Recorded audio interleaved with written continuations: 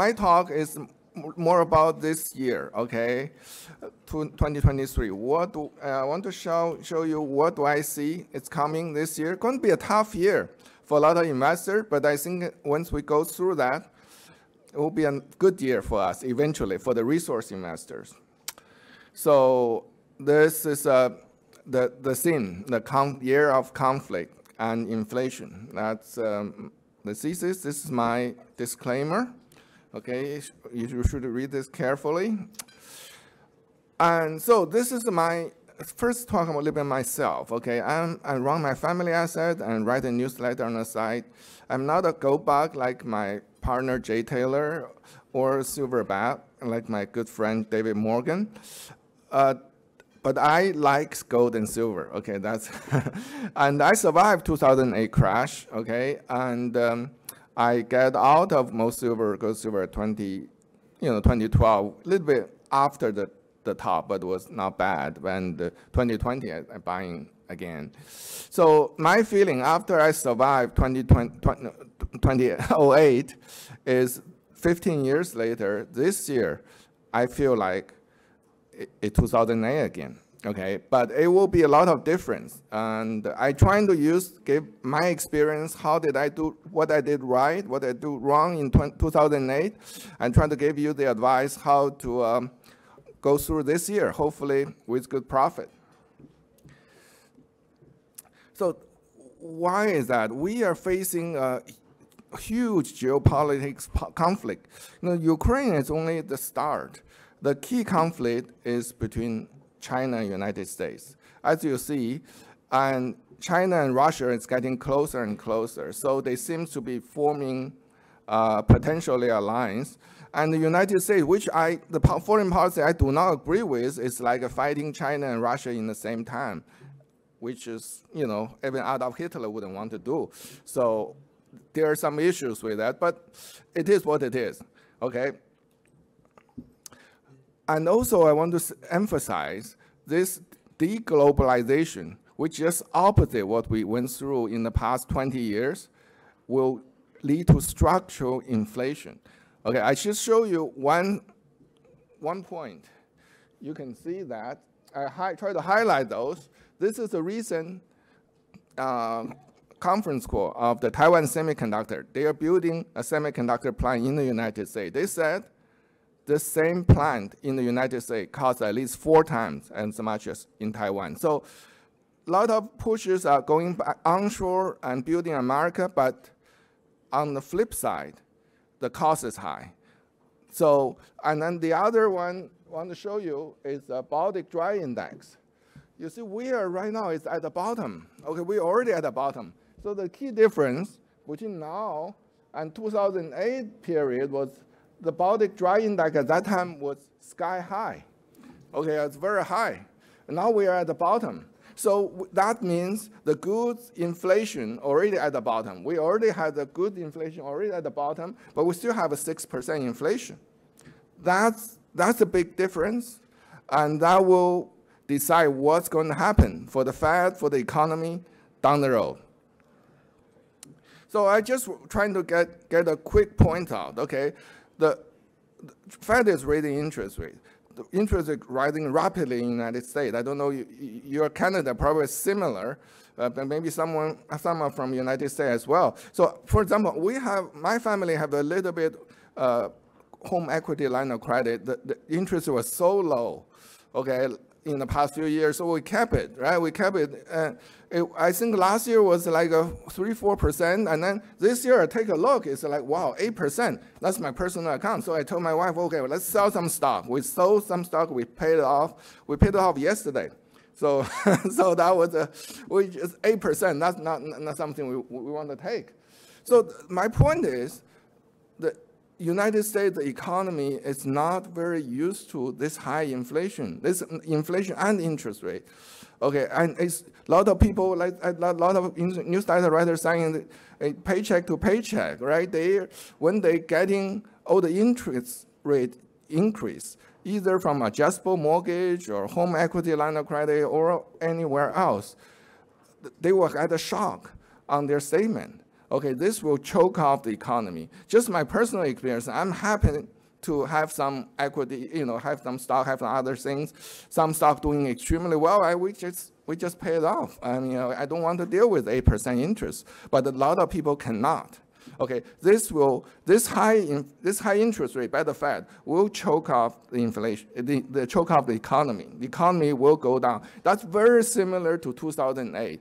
2008, if you remember that, 2007 2006, 2007 have a very sharp rise of interest rate, right? And then that was 2008, the housing market collapsed.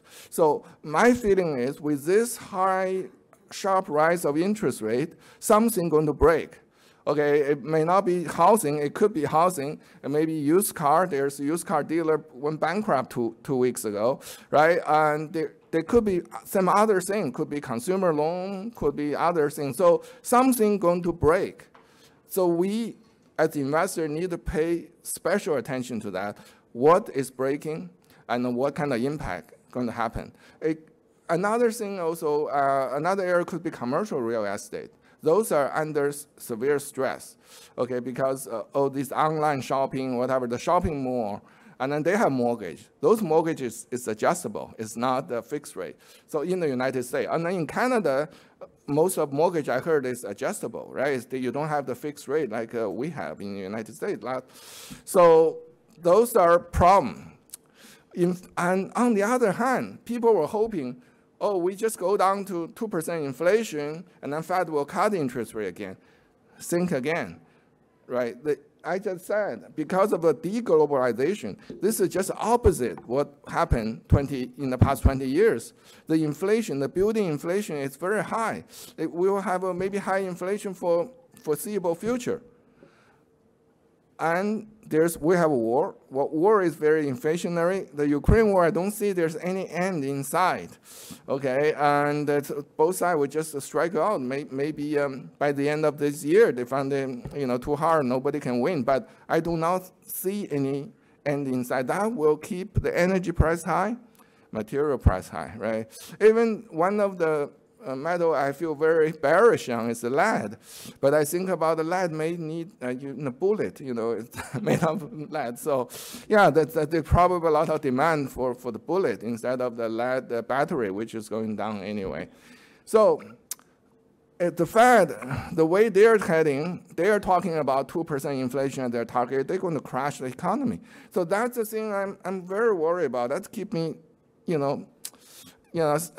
wake up at night, okay?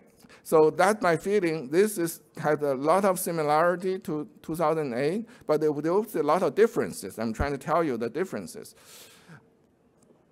And let me show you this picture. It's very, very telling. Okay, Russia, their foreign reserve. Their gold, they have other foreign reserve. And what happened after Ukraine invasion? 2/3 of their reserve are gone. Right? 2/3 of the reserve are gone. It's confiscated and sent to Ukraine. They have all their gold left. So that's why we have a record buying of gold around central bank. But all the countries that could have a conflict with United States or Western world, what do? They have to buy more gold. Look at the gold buying. So another big buyer is China. So I just want to mention that the Chinese debt situation right now seems to be doing quite well, actually. If you look at it, most of the debt is in the province level. In the United States, like a state level. The central government level, the debt is very low. This is the Chinese currency, RMB. You see it's about 30 trillion. It's only about 4 or 5 trillion US, right? United States debt is more than 30. So China's debt is quite low, so they can continue to buy gold. I don't think that will change. There's a rumor that China bought more than 1,000 tons of gold last year, but nobody knows for sure. But they're the biggest gold buyer. So that's why I like gold. So there are a lot of writers talk about, like Brian Landin and others, they say this year our interest on United States debt could reach 1 trillion, almost. I mean, there's 800, 900, depends on the Fed how high they raise the interest rate. And also, this war on Russia is forcefully removing United States dollar, US dollar from the reserve currency. Actually, we did ourselves. Central banks are buying gold. And this is the most important conclusion. I think now the big difference between now and 2008 is people realize gold is money. There was a huge sell-off of gold and gold miner. If you remember, it goes through 2008. I don't think that will happen because people are not that stupid anymore. Because fool me once, fool me twice. They saw that this crash in 2008, and then if we have another problem this year, people will buy gold. We know at the other end of it, this cycle, gold will go to a few $1,000s, right? So it's really, they may have a temporary drop. That's a buying opportunity. Okay, this is my favorite, is silver, okay? So this is a global solar panel demand, and the estimate for the next 50 years, okay? So we are at the very, very beginning of this. We are only at the very, very beginning. And I have Philip Baker of Heckler saw this, oh, this started another 99 years of silver bull market. We'll see. So, and then the International Energy Agency already predict by 2027, that's only 4 years from now, solar will be #1 source of energy around the world. Okay, that's only conservative estimate because they just went up the estimate last year. Only a few months later, this was last summer, this was the end of last year, you see they already went up the estimate. The estimate just has been continued going up. Why? A lot of people tell me, oh, solar is just ESG. I mean, it will never work. It's very different, okay? In the United States, may not work, it require subsidy. Canada probably requires subsidy, but in outside North America, this is an energy of choice. So what will make a solar project work? Plenty of sunshine, cheap land, cheap labor, and energy infrastructure imperfect. So you can just locally have a solar farm and you have energy. So that's perfect for the developing world outside United States and Canada. You just look at Brazil. Brazil is just one example. I can tell you many, many, many other countries. In last year, that's even before the current lefty government was formed. That was the right guy. Remember the Trump, he was in power. The Brazil and solar went up by 73% in 1 year. That's just 1 year. That's why I'm telling you, United States should grow much slower, so is Canada, but the around the world is going like crazy. So I have a strong disagreement with the Silver Institute as well as the consulting firm they're using, called the Metal Focus Group. I think their prediction was wrong. I pointed out last May, and then they upgraded at the end of last year. And I have another discussion with them recently, and then they admitted in writing that their estimate was low again. So I told them, this is the second time you upgrade your result. Why don't you get the right number for the first time? I can tell you, just without going really down to the details, those are very, very reputable research firm. And then they said, this is a 2023 forecast, and the Metal Focus Group is using this. Okay, they're way behind. They will have an adjustment coming next month. You can pay attention about mid-April. They will go up. They already agreed. 2020 number they're significantly too low. They will go up again. And then 2023 number, they will likely go up again. So I'm just coming to a point, I just want to tell you what I think, okay? To give you the most accurate predictions of silver usage in the solar panel. This report just came out about a couple of weeks ago from China. I think this is a pretty down the Broadway, relatively conservative. Okay, there's a more aggressive report I've seen. So the bottom line is, from 2020 to 2025, 5 years, the silver demand in solar panel tripled. In 5 years, it tripled. Okay, we can look at those. So those are the number. Number doesn't lie. So that's why my message to my friend, the Silver Institute or Metal Focus Group, just let number speak for itself, right? So, and this is coming. And then you can see their estimate on, especially on the new technology, it's not very high. There's a lot of other estimates much higher, use much more silver. So also this year, it's very interesting because solar panel is going parabolic.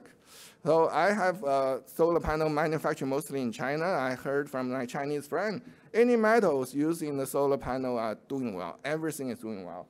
And one is tellurium. I think first tellurium just presented yesterday. I think it almost doubled right in the past few months. And the moly, I have a moly expert here.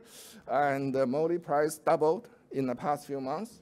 And then there's all the other metals. Some, okay, may be transitional, so they may be used, and then later on got transitioned out. But if they are essential for the solar panel, those metals will just go up and up, up. It's like a lithium or rare earths eventually when they're in demand. And then most interestingly, most of those metals are made in China. Most are sourced from China. So this is what my comparison of silver versus lithium. You have time, you can read it. One thing I want to point out is when technology starts mature, the growth is just incredible, incredible growth. So that's why all of this reputable institute are so far behind this curve. And it's just going higher and higher. And this is International Energy Agency report. And then you can see in their report what metal are needed. Okay, silver is number 2, but I think they still underestimate the silver demand. And this is other report I got. So the point I want to make is their 2030 will be advanced from 2030 to 2025 to 2027. Even after this report, International Energy Agency came out with another accelerated report. I think this is too conservative. That's my point I'm trying to make. This probably will happen in a few years. So this is the Silver Institute report. I don't have too much time, so I'm just trying to say this is a new technology. They're supposed to take off this year.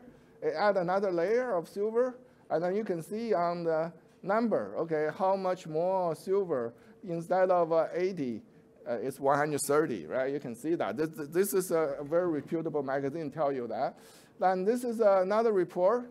Showed new technology called HAT that will come in a couple of years, and how much silver is used. Okay, from 80 to this to one. This one will take off this year, TopCon.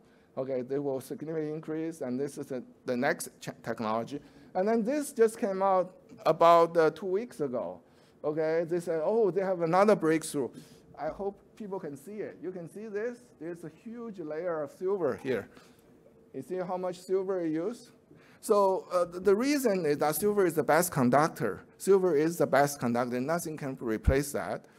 And by you want a more efficient solar panel, you need more silver. I can tell you only thread what I have. I see it. It's HJT. Even right now, use most silver. There is a technology because it's a low temperature processing. It's possible to use copper to replace silver. But right now, it's very, very expensive because you need to be lithographically have a very uniform copper layer because copper is easy to get oxidized, become greenish. So that's the biggest risk. And then people say maybe by 2025, the cost can come down compatible to silver. That's a few years from now. So we need to watch all the technology, and it's evolved very, very quickly. And I just show you, I don't have too much time. So this is a double-sided solar panel, very popular in China, and it's getting out of China as well. And then this is a new trend. There's a multiple layer solar panel. This is by a technology company in California, okay? So that's used a lot more silver. So my point is, silver, this technology take off this year. This new technology take off next year. And by 2025, this 50%, that was a more aggressive estimate. You see my estimate before. That one was conservative. They didn't see 50%. So you see the demand of silver just continue to go up, And the silver chart, beautiful, from my friend Prescott. And this is my website, shenpix.com. I'm partnered with my good friend, Jay Taylor. And this is just a final thought. The last picture I want to leave you. You can see this from my good friend Hans Isler of Switzerland. So you can see we start to turn, okay? The TSX versus S&P, it start to turn. It could be something significant.